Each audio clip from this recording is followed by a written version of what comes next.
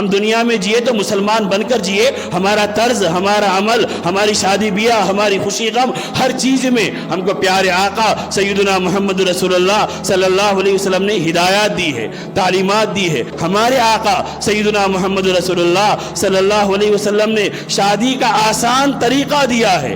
ہم اپنے سماج کو بدلے، اپنے معاشرے کو بدلے، صاف ستھرا پاکیزہ جو دین ہے اور اس کی مبارک تعلیمات ہے، ان تعلیمات کو اپنانے والے بنے۔ ہمارے نوجوان یہ عزم کرے، ارادہ کرے، ہم ایک کوڑی لیے بغیر شادی کریں گے۔ آمین۔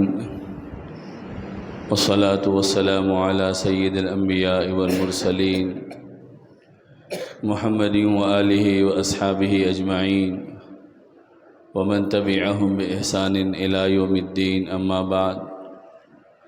قال اللہ تبارک وتعالی: اعوذ باللہ من الشیطان الرجیم، بسم اللہ الرحمن الرحیم۔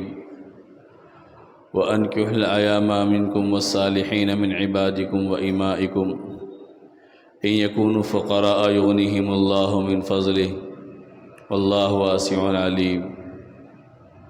وقال تبارك وتعالى: مَا آتَاكُمُ الرَّسُولُ فَخُذُوهُ وَمَا نَهَاكُمْ عَنْهُ فَانْتَهُوا، صدق اللہ العظیم۔ اللہم صلی علی سیدنا محمد وعلی آل سیدنا محمد مبارک وسلم۔ اللہم صلی علی سیدنا محمد وعلی آل سیدنا محمد مبارک وسلم۔ اللہم صلی علی سیدنا محمد وعلی آل سیدنا محمد مبارک وسلم۔ عزیزان محترم، معزز بزرگوں، قابل احترام بھائیوں، اللہ تبارک و تعالیٰ نے ہم کو آسان دین اور آسان شریعت عطا فرمائی ہے۔ اگر انسان اللہ کی عطا کردہ نبی کی بتائی ہوئی تعلیمات پر عمل کرے تو زندگی کے بہت سے مسائل اور بہت سے کام آسانی کے ساتھ اس کے حل ہو سکتے ہیں۔ اور یہ اسلام کی دین نبی کریم صلی اللہ علیہ وسلم کی تعلیمات کی برکت ہے کہ سادگی کے ساتھ اور بغیر دکھاوے کے زندگی کے بہت سے کام کرنے کی ہم کو تعلیم اور تلقین کی گئی، جن میں سے ایک نکاح بھی ہے۔ نکاح کو اسلام نے بہت آسان بنایا اور نبی کریم صلی اللہ علیہ وسلم نے نہ صرف زبانی ارشادات بتائے ہیں بلکہ عملی طور پر نکاح کر کے بھی بتایا کہ نکاح کیسے کیا جائے اور کن چیزوں کو ملحوظ رکھنا چاہیے۔ ہم مسلمان ہیں تو ہماری ذمہ داری ہے کہ ہم جب دوسرے کاموں میں نبی کی تعلیمات کو جاننے کی فکر کرتے ہیں تو ان میں بھی تعلیمات کیا دی گئی ہے نکاح وغیرہ کے موقع پر، شادی وغیرہ کے موقع پر، ان تعلیمات کو جاننے والے بنے۔ آج مسلمان ان تعلیمات سے واقف نہیں ہیں یا پھر واقف ہونے کے باوجود بھی ان تعلیمات کو نظر انداز کر رہے ہیں۔ اس کی وجہ سے شادی ایک بہت بڑا مسئلہ ہمارے سماج اور معاشرے کا بنا ہوا ہے۔ بہت آسانی کے ساتھ قرآن میں حکم دیا گیا کہ تم شادی کرو۔ وَأَنْكِحُوا الْأَيَامَ مِنْكُمْ وَالصَّالِحِينَ مِنْ عِبَادِكُمْ وَإِمَائِكُمْ إِنْ يَكُونُوا فُقَرَاءَ يُغْنِهِمُ اللَّهُ مِنْ فَضْلِهِ۔ اللہ نے فرمایا کہ تم میں سے جو بغیر شادی کے ہے ان کا نکاح کر دو، اور اگر ان کو اس بات کا ڈر اور اندیشہ ہے کہ ان کے پاس ضروریات کے واسطے پیسے بھی نہیں ہیں، اگر وہ اچھے مقصد کے تحت شادی کریں گے تو پھر اللہ تبارک و تعالیٰ ان کی تندرستی کو بھی دور کر دے گا، ان کے فقر کو، محتاجگی کو بھی دور کر دے گا۔ اللہ تبارک و تعالیٰ نے قرآن میں یہ حکم دیا۔ آزاد مردوں میں اس زمانے میں چونکہ غلاموں کا بھی رواج تھا تو مالکوں کو، جو ان کے آقا تھے، ان کو حکم دیا گیا کہ تمہارے غلام اور باندیوں میں جو شادی کے قابل ہے تو تم ان کی شادی کا انتظام کرو، اور آزاد مردوں اور عورتوں کو حکم دیا کہ تم شادی کرنے والے بنو۔ تو یہ اللہ تبارک و تعالیٰ نے آسانی کے ساتھ حکم دے کر بتایا کہ جو بے نکاح ہے ان کو تم نکاح کے رشتے میں جوڑ دو، اور پھر اس کے فائدے کیا ہوں گے وہ بھی قرآن کریم میں ذکر کیے گئے کہ نکاح کرنے کے فائدے کیا ہے۔ کہ نکاح کرنے کا ایک بڑا فائدہ یہ ہے کہ اس سے اللہ تبارک و تعالیٰ نے دنیا کے ایک نظام کو بڑھانے کا طریقہ جوڑے رکھا ہے۔ یا ایھا الناس اتقوا ربکم الذی خلقکم من نفس واحدۃ وخلق منها زوجها وبث منهما رجالا کثیرا ونساء، کہ اللہ نے ایک مرد و عورت سے اس دنیا کو پھیلایا، آباد کیا، اور یہی سلسلہ دنیا میں چلتا رہے گا۔ اور دوسرا اللہ تبارک و تعالیٰ نے فائدہ قرآن کریم میں ذکر کیا گیا، وَمِنْ آيَاتِهِ أَنْ خَلَقَ لَكُم مِّنْ أَنفُسِكُمْ أَزْوَاجًا لِتَسْكُنُوا إِلَيْهَا وَجَعَلَ بَيْنَكُم مَّوَدَّةً وَرَحْمَةً، کہ اللہ نے نکاح کا رشتہ اس واسطے رکھا ہے تاکہ اس کے ذریعے انسان سکون راحت حاصل کر سکے اور اس کو محبت اور اطمینان مل سکے۔ انسان کے لیے سکون کا بھی ذریعہ ہے، محبت کے حاصل کرنے کا بھی ذریعہ ہے۔ اور تیسری چیز نبی کریم صلی اللہ علیہ وسلم نے نکاح کی جو بیان فرمائی ہے وہ یہ ہے، یا معشر الشباب من استطاع منکم الباءۃ فلیتزوج فإنہ اغض للبصر واحسن للفرج، کہ اللہ کے نبی نے فرمایا، اے نوجوانوں کی جماعت، تم میں جو نکاح کرنے کے قابل ہے، استطاعت رکھتے ہیں، وہ نکاح کرے، اس وجہ سے کہ نکاح سے آنکھوں کی بھی حفاظت ہوتی ہے اور شرمگاہ کی بھی حفاظت ہوتی ہے۔ انسان پاک دامنی کی زندگی گزارنے والا نکاح کے ذریعے بنتا ہے۔ تو یہ تین فائدے ذکر کیے گئے، ایک تو انسانی نسل کا اضافہ کرنا، دوسرا انسان کو خوشگوار خوشحال محبتوں والی زندگی عطا کرنا، تیسرا انسان کو پاک دامن اور نیک بنا کر رکھنا جو رشتہ نکاح میں منسلک ہونے کے بعد انسان کو حاصل ہوتا ہے۔ حدیث میں اللہ کے نبی صلی اللہ علیہ وسلم نے فرمایا کہ جب بندہ نکاح کرتا ہے تو اس کا دین آدھا ہو جاتا ہے، آدھے دین کو پورا کرنے والا بنتا ہے۔ یعنی اگر دین کو آپ دو حصوں میں بانٹ دے تو ایک حصہ نکاح کرنا ہے اور ایک حصہ باقی اللہ تبارک و تعالیٰ کے احکامات اور اس کی تعلیمات پر عمل کرنا ہے۔ اتنا زیادہ آسان۔ اللہ کے نبی صلی اللہ علیہ وسلم نے نکاح فرمائے، 11 نکاح کیے۔ اللہ کے نبی صلی اللہ علیہ وسلم نے اپنی 4 بیٹیوں کے نکاح کیے۔ اللہ کے نبی صلی اللہ علیہ وسلم کی موجودگی میں حضرات صحابہ کرام نے نکاح کیے اور بالکل آسانی کے ساتھ نکاح کیے۔ اللہ کے نبی صلی اللہ علیہ وسلم نے کسی پہ بوجھ بھی نہیں ڈالا، کسی پہ زور بھی نہیں دیا کہ تم نے مجھے بلایا نہیں، تم نے مجھے دعوت نہیں دی، بلکہ اللہ کے نبی صلی اللہ علیہ وسلم کو جب یہ معلوم ہوتا کہ نکاح ہو گیا تو نبی کریم صلی اللہ علیہ وسلم ان کو برکت کی دعا دیتے۔ اور اللہ کے نبی صلی اللہ علیہ وسلم نے عاقدین زوجین سے ملاقات کرتے وقت بھی برکت کی دعا دینے کی تعلیم دی کہ اللہ کے نبی صلی اللہ علیہ وسلم اس وقت وہی دعا دیا کرتے تھے۔ تو میرے بزرگوں، میرے بھائیوں، جو چیز ہم کو سمجھنی ہے وہ یہ ہے کہ نکاح انسان کی ایک ضرورت ہے۔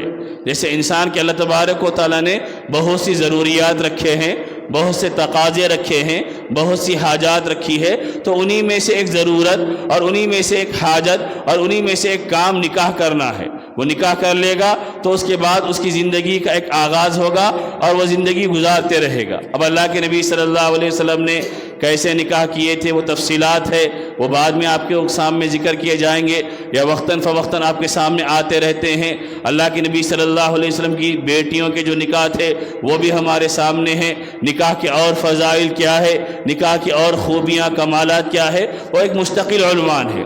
اس وقت بتانا یہ ہے کہ جس نکاح کو ہماری شریعت نے، ہمارے دین نے، ہمارے نبی رحمت دو عالم سیدنا محمد رسول اللہ صلی اللہ علیہ وسلم نے انتہائی آسان کر کے بتایا تھا، ہم نے رسموں رواجوں اور غیر ضروری اور غیر شرعی طریقوں کو اس میں جوڑ کر نکاح کو مشکل بنا دیا۔ سب اپنے طریقے ہیں ہم نے ایجاد کر لیے، شروع سے لے کے آخر تک، رشتہ دیکھنے سے لے کے رشتہ نہیں شادیاں ہونے کے بعد تک، اولاد ہونے تک رسموں کا ایک ایسا سلسلہ ہے کہ جس میں لوگ جکڑے ہوئے ہیں، اور لوگ کچھ لوگ مجبوراً کر رہے اور کچھ لوگ خواہشات پورا کرنے کے واسطے کر رہے، کچھ لوگ بچے والوں کے دباؤ میں آ کر رہے، اگر نہیں کریں گے تو بچی کو ستایا جائے گا، سسرال میں پریشان کیا جائے گا، تانے دیے جائیں گے، اس کی زندگی کے سکون ختم ہو جائے گا، لہذا رسموں کو انجام دے رہے۔ اور کچھ لوگوں کو اللہ نے مال دیا، دولت دی، وہ اپنے مال کی نمائش کے لیے، اپنی دولت کو دکھانے کے لیے،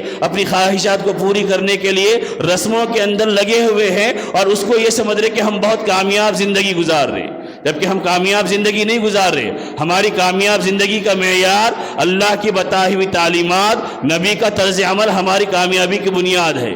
ہماری کامیابی کے معراج نبی صلی اللہ علیہ وسلم کا جو طریقہ ہے وہ ہماری کامیابی ہے۔ باقی اس کے علاوہ جتنے طریقے ہم ایجاد کر لیں اور جتنی رسموں کو ہم نکال لیں وہ ساری کی ساری اللہ کے بتائے ہوئے طریقے نہیں ہیں، اور اس میں اللہ تبارک و تعالیٰ انسان کے لیے کبھی سکھ، کبھی راحت، کبھی اطمینان نہیں رکھے گا، بلکہ پریشانیوں کے اندر انسان کو جینا پڑے گا۔ تو اس چیز کو ہم لوگ سمجھنے والے بنے، ہم مسلمان دل سے اسلامی تعلیمات کو قبول کرنے والے بنے۔ آج ہماری صورتحال یہ ہے کہ ظاہر میں کچھ تعلیمات کو قبول کر لیا جس میں ہمارے لیے آسانیاں ہیں اور جو ہم کر لے سکتے، اور جن تعلیمات کو کرنے میں ہمارے کو مزہ نہیں آ رہا یا ہمارا دل خوش نہیں ہو رہا، ان تعلیمات کو ہم نے کنارے پہ کر دیا اور علیحدہ کر دیا اور اس پر عمل کرنے کے لیے تیار نہیں ہے۔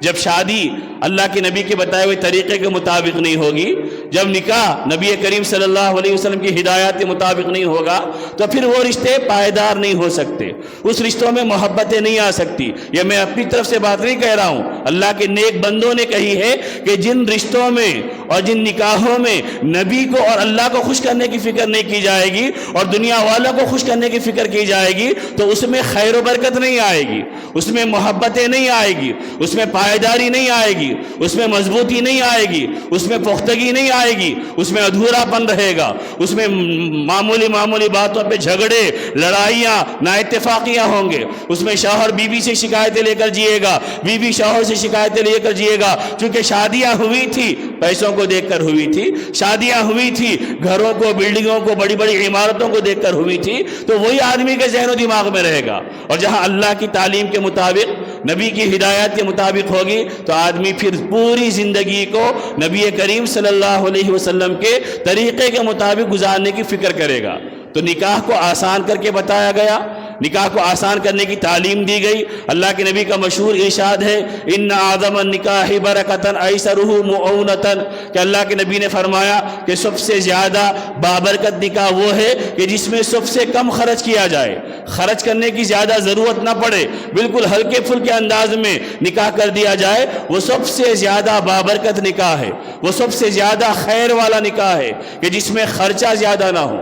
اب یہاں پر ہمارے معاشرے میں، ہمارے سماج میں نکاح کو کیسے مشکل بنایا گیا اور رسموں کو کیسے اس کے اندر جوڑ دیا گیا، اور اس کے نتیجے میں کیا نقصانات، کیا مفاسد، کیا خرابیاں ہمارے سماج میں پیدا ہو رہی ہے، بالکل مختصر میں آپ کے سامنے ذکر کروں گا۔ کیونکہ ہم میں سے اکثر لوگ وہ ہیں جو ہمارے گھروں میں، ہمارے خاندانوں میں، ہمارے سماج اور معاشرے میں ہونے والی شادیاں اور اس کے ساتھ جو رسومات ہیں ان ساری چیزوں کو جانتے ہیں، لیکن ترک کرنے کے لیے تیار نہیں ہیں، چھوڑنے کے لیے تیار نہیں ہیں۔ سالوں سے سن رہے، سنتے سنتے بوڑھے ہو گئے، سنتے سنتے بچوں کے باپ بن گئے، لیکن چھوڑنے کے لیے تیار نہیں ہیں، اس وجہ سے کہ ہماری چلتی نہیں ہے، ہماری گھروں میں مردوں کی نہیں چل رہی، اور مرد یہ شکایت کرتے ہیں کہ عورتوں کے سامنے باتیں ہونی چاہیے، عورتوں کو سمجھانا چاہیے۔ تو پھر اللہ نے تو آپ کو مرد بنایا ہے، الرجال قوامون علی النساء، اللہ نے فرمایا کہ مرد کو اللہ نے عورتوں پہ قوام بنایا ہے، ذمہ دار بنایا ہے، نگران بنایا ہے۔ مرد کو اللہ نے یہ صلاحیت، یہ قوت و طاقت دی ہے کہ وہ عورت کو اپنے تابع بنا سکتا ہے، عورت کو اپنی مرضی کے مطابق چلا سکتا ہے۔ لیکن رسموں کا معاملہ آ جاتا ہے، ریت و روایات کا معاملہ آ جاتا ہے، تو مرد بھی ہتھیار ڈال دیتا ہے اور خاموشی کے ساتھ اپنے گھر کی عورتوں کی ہر بات پہ آمنا صدقنا، ہر بات کو قبول کرنے کے لیے تیار ہے، جس کی وجہ سے جو رسموں کی جڑیں کٹنی چاہیے، جو رسموں اور رواجوں کو سلسلہ ختم ہونا چاہیے، وہ ختم نہیں ہو رہا۔ رسمیں کہاں سے شروع ہوتی ہے؟ بچی کو دیکھنے سے رسموں کا آغاز ہوتا ہے۔ اب میں وہ پوری تفصیلات میں نہیں جاؤں گا کہ بچی کو دیکھنے کے موقع پر کتنی خرابیاں ہمارے سماج میں ہو رہی ہے، اور عورتیں خود عورتوں کو، لڑکیوں کو کس طرح ذلیل اور رسوا کر رہی ہے۔ وہ عورت بن کر جاتی ہے اور وہ اپنی بہو کا انتخاب کرنے کے لیے لڑکی کو دیکھتی ہے اور اس لڑکی کے اندر عیب نکالتی ہے، اس کی خرابیاں بیان کرتی ہے، اس کے اندر کمیاں ڈھونڈتی ہے، اور خود اپنی صنف پر، اپنی قسم پر اور اپنی عورتوں کو وہ ذلیل و رسوا کرنے والی ہے۔ اس کے بعد ہمارے پاس ایک رسم ہو گیا، جس کو منگنی کہتے ہیں، اب باضابطہ وہ رسم کی شکل ہو گئی، اور بہت بڑے پیمانے پر بعض لوگ تو شادی کے انداز میں رسماں کر رہے ہیں۔ جیسے شادی ہوتی ہے 400 لوگوں کی شادی کی دعوت، 500 لوگوں کی شادی کی دعوت، اس انداز میں رسم کر رہے ہیں۔ علماء نے اس کو ناجائز لکھا ہے۔ یہ شریعت میں یہ اجازت ہے کہ جب لڑکی کو آپ دیکھنے کے لکھ جائے اور لڑکی پسند آ جائے تو باہمی رضامندی کے ساتھ، یعنی لڑکے والوں اور لڑکی والوں کی رضامندی کے ساتھ اتفاق کر لیا جائے، کوئی ڈیٹ فکس کر لی جائے شادی کی، کوئی تاریخ متعین کر لی جائے۔ اس وقت آپ کے گھر کے کچھ لوگ جا کر لڑکی کو پسند کریں گے اور اس کے لیے کچھ آپ تحفے کے طور پر کچھ چیز بغیر لازمی کیے ہوئے، بغیر ضروری بنائے ہوئے کچھ چیز لے جا کر اگر بچی کو دے دیں گے تو شریعت میں اس حد تک اجازت ہے۔ اس کو کہتے ہیں وعدہ، رشتہ، نکاح کا جو ارادہ ہوا تھا اس ارادے کو پختہ کرنا، وہ ارادے کو پکا کرنے کے لیے آپسی بات چیت ہوتی تھی پہلے زمانے میں کہ جا کر بچی کو دیکھ لیا، بچی پسند آ گئی تو کچھ گھر کے بڑے لوگ گئے اور جا کر بات متعین کر کے فکس کر کے آ گئے، تاریخ فکس کر کے آ گئے، یہاں تک شریعت میں اجازت دی گئی ہے۔ لیکن آج ہمارے پاس کیا ہو گیا، شادی سے پہلے جو منگنی ہوتی ہے جس کو ہم لوگ رسم کہتے ہیں، وہ رسم بھی بڑی دھوم دھام سے ہو رہا، اور اس میں بھی ہزاروں لوگوں کی دعوتیں ہو رہی، اور اس میں بھی فنکشن ہال میں پوری رات جا کر لوگ سارے کے سارے کام انجام دے رہے کہ جس کی شریعت میں اجازت نہیں ہے۔ آپ یہ رسمیں سن لیجئے، اس کے بعد کیا نقصانات ہمارے سماج میں ہو رہے وہ آخر میں آپ کو ذکر کیے جائیں گے۔ پہلا یہاں سے سلسلہ شروع ہو گیا رسم کا، اس کے بعد جیسے ہی رسم ہو گیا اس کے بعد آگے کا مرحلہ آتا ہے تو لڑکے والوں کی طرف سے لڑکی والوں کے گھر کو ایک لسٹ بھیجی جاتی ہے، جہیز کی لسٹ بھیجی جاتی ہے۔ علماء نے اس میں لکھا ہے اگر آپ مطالبہ کر کے جہیز لیں گے یہ ناجائز ہے، مطالبہ کر کے، ڈیمانڈ کر کے کہ ایسی پلنگ ہونا، ایسی الماری ہونا، ایسا شوکیس ہونا، ایسا سنگاردان ہونا، اور جتنی چیزیں دی جاتی ہے اگر مطالبہ کر کے لیں گے تو یہ ناجائز ہے، حرام ہے۔ اور جہیز میں جو جوڑے کی رقم لی جاتی ہے اس کو علماء نے رشوت قرار دیا ہے، اور حدیث میں اللہ کے نبی نے فرمایا الراشی والمرتشی کلاہما فی النار، کہ رشوت لینے والا اور رشوت دینے والا دونوں بھی جہنم میں جانے والے ہیں۔ تو نکاح کے موقع پر ڈیمانڈ کیا جاتا ہمارا کو 4 لاکھ ہونا، 5 لاکھ ہونا، یہ بھی رشوت لینا ہے، اور اللہ کے نبی سرور دو عالم صلی اللہ علیہ وسلم نے اس سے منع کیا کہ تم یہ مت کرنے والے بنو۔ اور پھر اس رشوت کے پیسوں سے اگر کوئی ولیمے کی دعوت کرے گا تو پھر ولیمے کی دعوت میں بھی جانا جائز نہیں ہوگا، اس وجہ سے کہ وہ رشوت کے پیسوں سے دعوت کر رہا ہے۔ تو رسم ہو گیا، رسم کے بعد مرحلہ آیا جو آپ کو لینا ہے، جہیز لینا ہے، اس کی آپ پوری لمبی فہرست بنا کر بھیجتے ہیں، یہ فہرست بھی جائز نہیں ہے۔ ہاں عام طور پر بعض اوقات ایسا ہوتا ہے کہ کوئی باپ اپنی خوشی سے اپنی بیٹی کے لیے کچھ سامان دے دے اور اس میں لڑکے والوں کی طرف سے کوئی ڈیمانڈ نہیں ہے، کوئی مطالبہ نہیں ہے، کوئی زبردستی نہیں ہے، تو شریعت میں اس حد تک اجازت ہے کہ آپ اپنی خوشی سے اپنی بیٹی کو کچھ ضروری سامان وغیرہ دے دے تو اس میں کوئی منع نہیں ہے۔ لیکن آپ کا جیسے ڈیمانڈ آ گیا، بعض لوگوں کا مزاج یہ ہے، یہ وہ کہتے ہیں کہ ہم لیں گے کچھ بھی نہیں، لیکن جیسے ہی لڑکی والوں کی طرف سے کچھ باتیں آتی ہے، سونا ایسا، زیور ایسا، تو پھر لڑکے والوں کی طرف سے مطالبات شروع ہو جاتے، خواہشات شروع ہو جاتی کہ نہیں آپ زیور لے تو ایسا لیجئے۔ اب وہ بیچارہ دینے والا تھا لڑکی کا باپ 5 تولے، لیکن آپ کی خواہش کی وجہ سے وہ زیور 7 تولے کا ہو گیا۔ وہ دینے والا تھا ایک محدود رقم کی پلنگ، لیکن آپ کی ڈیمانڈ کی وجہ سے اس کی پلنگ کی رقم بڑھ جائے گی۔ وہ دینے والا تھا کچھ ضروری سامان، لیکن آپ کی خواہشات کے مطابق اس کا لسٹ لمبی ہو جائے گی۔ تو یہ بھی لوگوں کا مزاج بنا ہوا ہے، تو اس کو بھی ہم کو ترک کرنا ہے۔ منگنی رسم اس کی کوئی حیثیت نہیں ہے، اللہ نے اگر رشتہ مناسب عطا فرما دیا ہے بغیر کسی رسم و رواج کے، اور 100 لوگوں کو لے جانا، اپنے پورے خاندان کو لے جانا، اپنے پورے محلے کو لے جانا، شریعت اس کی بھی اجازت نہیں دیتی۔ گھر کے منتخب افراد جائے اور لڑکی کے لیے رشتے کو پختہ کر کے پکا کر کے آ جائے، بس یہ ہو گیا، اس کے علاوہ کوئی اور رسم و رواج نہیں ہے۔ اس کے بعد جب جہیز کا مرحلہ ہو گیا پھر آگے جو شروعات ہوں گی، جیسے ہی شادی کے دن شروع ہوتے ہیں منجا، علماء نے لکھا ہے یہ منجے کی جو رسم اور رواج ہے یہ خالص غیروں کا طریقہ ہے۔ ٹھیک ہے، لڑکی کو سجانے کے لیے، زیب و زینت اختیار کرنے کے لیے شریعت نے بعض چیزوں کی اجازت دی ہے، لیکن اس کے نام پہ دعوتیں کرنا یہ شریعت نے اجازت نہیں دی۔ اور لڑکوں کا تو منجا بیٹھنا یہ عقل کے اعتبار سے بھی سمجھ میں نہیں آتا کہ ایک لڑکا جس کا کام کچھ اور ہے وہ لڑکیوں کے جیسا جا کر بیٹھ جائے اور اس کو ہلدی لگائی جائے اور اس کے ساتھ مذاق اڑایا جائے، یہ شریعت میں اس کی اجازت نہیں ہے۔ اور ہمارے پاس آج کل کیسا ہو گیا، شادی سے ایک دن پہلے عقیقے کے نام پہ منجا کر رہے ہیں، کیا بول رہے کہ نہیں عقیقہ کر رہے؟ بھائی شادی سے ایک دن پہلے عقیقہ کرنے کی کیا ضرورت پیش آ گئی؟ اگر آپ کو بچی کا عقیقہ ہے، اگر آپ بچی والے ہیں، بچی کا عقیقہ کرنا ہے تو عقد میں 2 بکرے کاٹ دو، 1 بکرا کاٹ دو بچی کی طرف سے، عقیقے کی نیت سے عقیقہ ہو جائے گا۔ یا اگر آپ بچے والے ہیں تو ولیمے میں کاٹ دو، عقیقہ ہو جائے گا۔ لیکن شادی سے ایک دن پہلے، چونکہ اب لوگ منجاوت، تو بعض لوگوں کے اندر دینداری آ رہی، وہ اس کو منع کر رہے کہ ہم منجے میں نہیں آئیں گے، تو لہٰذا نام بدل دیا گیا کہ عقیقہ ہم کر رہے، عقیقے کی دعوت ہو رہی۔ اس کے بعد جیسے لوگ کھا کے چلے جائیں گے، سارے رسم وہ ہو رہے جو منجے کی رسمیں ہوتی ہے، سارے کام وہ ہو رہے جو منجے کے نام پہ ہمارے سماج میں اور ہمارے معاشرے میں ہوتی ہے۔ تو میرے بزرگوں، میرے بھائیوں، لڑکی کے لیے زینت کے واسطے اگر کچھ چیزیں لگا دی جائے تو شریعت میں وہ منع نہیں ہے، لیکن لڑکے کو مہندی لگانا، لڑکے کو ہلدی لگانا، لڑکے کو منجا بٹھانا، لڑکے کے ساتھ وہ سارے کام کرنا جو ایک لڑکی کے لیے کیے جاتے ہیں، یہ شریعت میں جائز نہیں ہے۔ اس کو ہم اچھی طرح ذہن میں رکھیں۔ اور جو لوگ منجے کو عقیقہ سمجھ کے کر رہے، وہ لوگ بھی بدل دے۔ اگر آپ واقعی عقیقہ کرنا ہے، اگر آپ لڑکی والے ہیں تو شادی میں عقیقہ کر دیجئے، لڑکے والے ہیں تو ولیمے میں عقیقہ کر دیجئے۔ اس کے لیے دعوت کرنے کی ضرورت نہیں ہے کہ پھر منجے کے نام سے، عقیقے کے نام سے 100 لوگوں کو بلا لیا جائے، 200 لوگوں کی دعوت کر لی جائے۔ یہ رسمیں ہمارے سماج میں چلتے جا رہی ہے۔ اس کے بعد دوسرا دن آیا، شادی کا دن آیا، منجے کی رات میں سانچک ہوتا ہے، اس میں لوگ لے جاتے ہیں بری وغیرہ، اور لے جا کر اس کو بھی ضروری سمجھا جا رہا۔ یہ ساری چیزیں علماء نے لکھا ہے کہ ہمارے پاس جو رسم آئے ہیں شادی کے موقع پر، یہ 2 وجوہات سے آئی ہے۔ یا تو دین نہیں ہونے کی وجہ سے، دین کی تعلیمات نہیں ہے تو رسمیں ہمارے اندر آ گئی، یا پھر غیروں کی دیکھا دیکھی، اس کی وجہ سے ہمارے پاس یہ تعلیمات آ گئی۔ اگر کسی کو واقعی دین معلوم ہوگا، نبی صلی اللہ علیہ وسلم کی تعلیمات معلوم ہوں گی، وہ ان ساری چیزوں کا بائیکاٹ کرنے والا بنے گا۔ جس نکاح کو اللہ کے نبی رحمت دو عالم صلی اللہ علیہ وسلم نے آسان بنایا، اس نکاح کو ہم مشکل بناتے جا رہے۔ اس کے بعد سانچک ہوگا، اس کے بعد بعض گھروں میں آج بھی انگلی پکڑنے کا رواج ہے۔ دلہے کی سالی جائے گی اور دلہے کی انگلی پکڑے گی، جو حرام ہے۔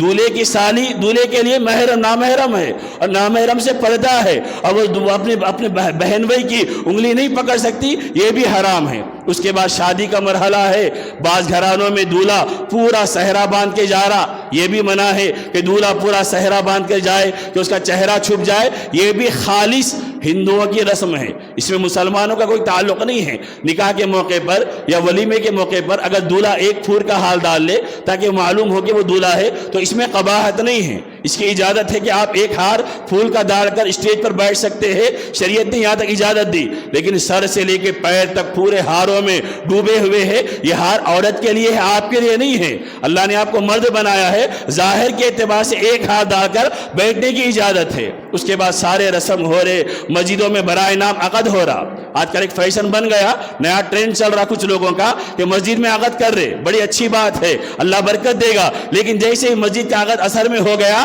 9 بجے 10 بجے 11 بجے دولہا گھر سے فنکشن ہال جا رہا، پورے باجے کے ساتھ جا رہا، پٹاخے پھوڑتے ہوئے جا رہا، فنکشن ہال پہنچے تو پٹاخوں کے ذریعے استقبال ہو رہا، یہ سب کام حرام ہے۔ اگر آپ نے مسجد میں نکاح سنت سمجھ کر کیا تھا تو آپ کی ذمہ داری ہے کہ مسجد سے گھر جانے کے بعد، گھر سے جب فنکشن ہال جائے نبی کی تعلیمات کے مطابق جائے، جب شادی کے سارے کام کرے نبی کی تعلیمات کے مطابق کرے، جب ولیمے کے سارے کام کرے تو نبی کی تعلیمات کے مطابق کرنے والے بنے۔ اس کے بعد چوتھی کی رسم ہو رہی، اس کے بعد شادی ہو گئی تو 5 جمعگیوں کا سلسلہ چل رہا۔ یہ ہمارے سماج میں شادی کو اس قدر زیادہ مشکل بنا دیا گیا اور ان رسموں کے ساتھ جوڑ کر شادی کرنا مشقت کا باعث بن گیا۔ اب اس کے ذریعے نقصانات کیا ہو رہے؟ بے حیائی بھی ہو رہی، اور عام طور پہ بعض اوقات یہ بھی ہوتا کہ رشتہ منتخب ہوا، لڑکی دیکھ لی گئی، پکی ہو گئی، اب مٹھائی کھلانا ہے، پورے خاندان والے جا کر مٹھائی کھلا رہے۔ بھائی محرم کا فرق کیجئے، نامحرم کا فرق کیجئے، کن کو جانا چاہیے کن کو نہیں جانا چاہیے۔ ہم شریعت رکھنے والے ہیں، ہم دین رکھنے والے ہیں، ہم نبی کی تعلیمات کو ماننے والے ہیں، ہم بے لگام انسان نہیں ہیں، ہم غیروں کے طریقے مطابق جینے والے نہیں ہیں۔ ہم کو کل قیامت کے دن جا کے اللہ اور اس کے رسول کو چہرہ دکھانا ہے۔ ہم دنیا میں جیے تو مسلمان بن کر جیے، ہمارا طرز، ہمارا عمل، ہماری شادی بیاہ، ہماری خوشی غم، ہر چیز میں ہم کو پیارے آقا سیدنا محمد رسول اللہ صلی اللہ علیہ وسلم نے ہدایات دی ہے، تعلیمات دی ہے۔ میرے بھائیوں، ان میں پہلا کام کیا نقصان کیا ہوتا ہے؟ ہماری شادیوں سے ہمارا پیدا کرنے والا رب اللہ ناراض ہوتا ہے۔ جس نے ہم کو پیدا کیا. ہمارے نبی ناراض ہوتے ہیں جنہوں نے ہم کو دین پہنچانے کے لیے بڑی بڑی قربانیاں دی اور دین کا سیدھا سادہ آسان تصور انسانوں کو دیا کہ تم ایسے زندگی گزارنے والے بنو. لیکن ہم نے ان کی تعلیمات کو فراموش کر دیا, ان کی تعلیمات کو نظر انداز کر دیا اور منمانی انداز میں شادی کر کے نبی کو تکلیف پہنچانے والے, نبی کی ایذا کا ذریعہ بننے والے بن رہے. پیسوں کو غیر ضروری ضائع کیا جا رہا اور قرآن میں فرمایا گیا ان المبذرین کانوا اخوان الشیاطین کہ پیسوں کو فضول خرچی سے ضائع کرنے والا وہ شیطان کا بھائی ہے. خوشی میں میری بیٹی کی شادی ہے یا میرے بیٹے کی شادی ہے, میں پوری گلی کو سجا دوں گا. آپ کو شریعت اجازت نہیں دیتی, آپ شریعت کے پابند ہے. آپ نے اپنے گلے میں لا الہ الا اللہ محمد رسول اللہ کا پندہ ڈالا ہے. آپ محمد رسول اللہ کی غلامی کا اقرار کرنے والے مسلمان ہیں. آپ ان کی تعلیمات کی تابعداری کرنے والے بنے. اب یہ نتیجہ کیا ہو گیا کہ جن کے پاس مال ہے وہ مال کی نمائش کرنا چاہتا ہے, وہ مال دکھانا چاہتا ہے, اور جن کے پاس مال نہیں ہے وہ سماج میں دبے ہوئے انداز میں ہے لیکن شادیاں کرنا ہے. نتیجہ یہ ہے کہ سود سے پیسے لینا پڑ رہا, مجبور ہے, لاچار ہے, لیکن بیٹیوں کی شادی کیسے کرے گا؟ کیونکہ جن کا اسٹینڈرڈ معیاری ہے اور اعلیٰ درجے کے ہے وہ تو پیسوں کی نمائش میں, پیسوں کی خواہشات میں ہر خوشی کو پورا کرنے کے لیے تیار ہے. اور سماج کا جو نچلا طبقہ ہوگا جن کے پاس کچھ نہیں ہوگا وہ مجبور ہو کر لوگوں سے پیسے مانگ کر اور باپ راتوں کی نیندوں کو قربان کر کے اپنی بیٹیوں کی شادیاں کرے گا اور پوری مطالبات نہیں کرے گا. تو پھر وہاں پر بھی بیٹیوں کو تانے سننا پڑیں گا, بیٹیوں کو سسرال میں جملے سننا پڑیں گا, ساس ستائے گی, ننن ستائے گی, دوسرے رشتہ دار ستائیں گے کہ تم کیا لے کر آئے ہو. جس باپ نے اپنی پوری زندگی کی توانائی کو خرچ کر دیا, پورے مال و دولت کو لگا کر اپنی ایک بیٹی کی شادی کی, لیکن حسب خواہش اس کی خواہشات کو پورا نہیں کر سکا, پھر بھی اس کو تانے سننا پڑتا ہے. تو میرے بزرگوں, میرے بھائیوں, ہمارے آقا سیدنا محمد رسول اللہ صلی اللہ علیہ وسلم نے شادی کا آسان طریقہ دیا ہے کہ جب انسان کے پاس اچھا رشتہ آ جائے وہ قبول کر لے اور شادی کے لیے تیار ہو جائے. اس وجہ سے پرانے زمانے میں ایک محاورہ چلتا تھا, چٹ منگنی پڑ بیا, کہ جیسے رشتہ پسند آیا فوری شادی کے لیے حامی بھر دی جاتی تھی. لیکن جیسے جیسے رسم رواج اور لوگوں کا دیکھا دیکھی طریقے عائد ہونے شروع ہوئے تو لوگ جکڑ گئے, پریشانیوں میں, مصیبتوں میں مبتلا ہو گئے. اس کا نتیجہ یہ ہوا کہ جس کے پاس دینے کے لیے استطاعت نہیں ہے ان کی بیٹیاں 30 سال کی عمر کی ہو گئی, گھروں میں بیٹھے ہوئے ہیں, کوئی نہیں آ رہے دیکھ رہے جا رہے, ڈیمانڈ آ رہا, لسٹ آ رہی جہیز کی, بیچارہ غریب باپ پورا نہیں کر سکتا, وہ بیٹیاں بیٹھی ہوئی ہے, وہ بچیاں بیٹھی ہوئی ہے. نتیجہ یہ ہے کہ اگر ان کی شادیاں نہیں ہو رہی, 25-30 سال کی عمر ہو جا رہی, تو آخر میں ان کو نظر آ رہا کہ یہ مسلمان بھکاری لڑکے ہم سے نکاح نہیں کر سکتے, ہماری خواہش کو پورا کرنا ہے تو ہم غیر مسلموں کے ساتھ زندگی گزار لیں گے. وہ بھاگ رہے اپنی خواہشات کو پورا کرنے کے واسطے. اور یہ غیر مسلم جو مسلمان لڑکیوں سے شادی کرتے وہ حقیقی محبت کی بنیاد پہ شادی نہیں کرتے, وہ صرف ہوس کے واسطے شادی کرتے. جیسے ان کی خواہش پوری ہو گئی, آپ روزانہ آئے دن واقعات پڑھ رہے, ویڈیوز دیکھ رہے کہ کیسی بے دردی کے ساتھ مسلمان لڑکیوں کو مار کر ختم کر دیا جا رہا. مسلمان لڑکیوں کو احساس نہیں ہے, وہ بس ان کی عمریں بڑھتے جا رہی اور ان کو نظر یہ آ رہا کہ ہمارا باپ شادی نہیں کر سکتا اور لوگوں کے منہ مانگی رقم مطالبات کو پورا نہیں کر سکتا, لہذا ہمیں اپنی زندگی گزارنا ہے تو ہم غیروں کے ساتھ گزار لیں گے. یہ ہمارے قصور ہے, یہ ہماری کمیاں ہے, اور ان رسموں کو رواجوں کو عام کرنے والی عورتیں ہیں. ہم مردوں کی ذمہ داری ہے کہ ہم گھر کی عورتوں کو پابند کریں. ہم شادی کریں گے تو سنت کے مطابق کریں گے, اور خاص کر جن کو اللہ نے لڑکے دیے ہیں اور وہ لڑکے اچھے کمانے والے ہیں, قابل ہے, تو آپ کی ذمہ داری کہ آپ کا امتحان ہے کہ آپ کیسا نکاح کر کے اپنے لڑکوں کا معاشرے کو ایک مثال دیں گے. کیونکہ لڑکے کمانے والے بن جائے اور اچھی تنخواہ والے بن جائے تو پھر ڈیمانڈ بھی شروع ہو جاتے ہیں, اور باپ کے دل میں, ماں کے دل میں احساس بھی پیدا ہو جاتا ہے کہ میں اتنا مطالبہ کر سکتی, میرا بچہ اتنا کما رہا, وہاں پر رہتا, یہاں رہتا, یہ ملک میں رہتا, یہ ڈگریاں ہیں, لہٰذا میرے کو حق بنتا. آپ کو حق نہیں بنتا, بلکہ آپ بچی والوں سے جو جوڑے کی رقم لیتے ہیں اس کے عوض اپنے بچے کو بیچ دیتے ہیں. ہم یہ سمجھتے نہیں ہیں بلکہ ہم پیسے لے کر اپنے بچے کو بیچنے والے بن رہے. میرے بزرگوں, میرے بھائیوں, اور بھی بہت ساری باتیں تھی جو انتہائی اہم ترین ہے. ہم اپنے سماج کو بدلے, اپنے معاشرے کو بدلے, صاف ستھرا پاکیزہ جو دین ہے اور اس کی مبارک تعلیمات ہے ان تعلیمات کو اپنانے والے بنے. ہمارے نوجوان یہ عزم کرے, ارادہ کرے, ہم ایک کوڑی لیے بغیر شادی کریں گے. اور اللہ کے نبی نے کیا ذمہ داری دی؟ جو بھی ذمہ داری دی صرف مرد کو دی ہے, مرد والوں کو دی ہے, لڑکے والوں کو دی ہے, لڑکے والوں کو کچھ ذمہ داری نہیں دی. اللہ نے مرد کی 2 ذمہ داریاں دی شادی کے موقع پر. ایک یہ ہے نکاح وہ مہر دینے والا بنے، اچھا مہر دے کہ جس کو وہ آسانی کے ساتھ ادا کر سکتا ہے، اور دوسرا اپنی استطاعت کے مطابق ولیمے کی دعوت کر دے۔ اللہ آپ کو جتنی استطاعت دے آپ اتنی استطاعت کے مطابق ولیمے کی دعوت دیجیے۔ آپ جتنوں کو بلانا چاہے بلائیے، لیکن ولیمے کی دعوت میں بینڈ مت رکھیے، ناچ گانا مت رکھیے اور فضول خرچی مت رکھیے۔ باقی آپ جتنوں کو دعوت دینا چاہتے ہیں، اچھا کھلانا چاہتے ہیں، شریعت اس کی اجازت دیتی ہے۔ تو جو کام کرنے ہیں وہ بھی صرف لڑکے کے اوپر ذمہ داری ہے کہ مہر دینا، اتنا مہر دینا کہ جس کو وہ آسانی کے ساتھ ادا کر سکتا ہے۔ لوگوں کے دکھاوے کے واسطے زیادہ مہر لکھا دینا، اس سے بھی حدیث میں منع کیا گیا ہے، اور مہر کو اتنا کم کر دینا کہ جس کو لڑکی کے لیے ذلت کی چیز سمجھی جائے، اس سے بھی اللہ کے نبی نے منع فرمایا ہے۔ درمیانی مہر کی رقم متعین کی جائے اور ولیمہ کیا جائے اپنی حیثیت کے مطابق۔ بس یہ کام ہے، اس کو ہم عام کرنے والے بنے تاکہ ہمارا معاشرہ صحیح انداز میں چلنے والا بنے۔ اب جب یہ شادیوں میں خرابیاں آ رہی ہے تو آپ کی ذمہ داری یہ بھی ہے کہ جن شادیوں میں خلاف شریعت رسم و رواج انجام دیے جاتے ہیں آپ ان میں جانا چھوڑ دیجئے، آپ چھوڑ دیجئے، بائیکاٹ کر دیجئے۔ آپ یہ بولیے کہ آپ اللہ اور اس کے ربی کے ناراض کرنے والے کام کرتے ہیں، ہم نہیں آئیں گے۔ ہم ان شادیوں میں جائیں گے جہاں سنت کی مطابقت کی جاتی ہے، پیروی کی جاتی ہے، تو پھر انشاءاللہ آہستہ آہستہ رسم رواج ختم ہوں گے۔ صرف سن کر خاموش بیٹھ جانے سے، عملی کام پریکٹیکل کام نہیں کریں گے تو میرے بزرگوں، میرے بھائیوں، رسم نہیں ختم ہوں گی، رواج نہیں ختم ہوگا، سالوں سے چلتے ہوئے آ رہا اور اس کے نقصانات ہم خود بھگت رہے ہیں اور اپنی آنکھوں سے دیکھ رہے ہیں۔ اس لیے سدھار کے لیے، اصلاح کے لیے، انقلاب کے لیے، تبدیلی کے لیے ہمیں آگے بڑھنا پڑے گا، قدم بڑھانا پڑے گا۔ انشاءاللہ ہم اچھی پہل کریں گے، اللہ ہم کو اجر عطا فرمائیں گا جتنے لوگ ہمارے نقش قدم پر چلنے والے بنیں گے۔ دعا فرمائے کہ اللہ تبارک و تعالی صحیح علم و عمل کی توفیق عطا فرمائے۔ وآخر دعوانا ان الحمد للہ رب العالمین۔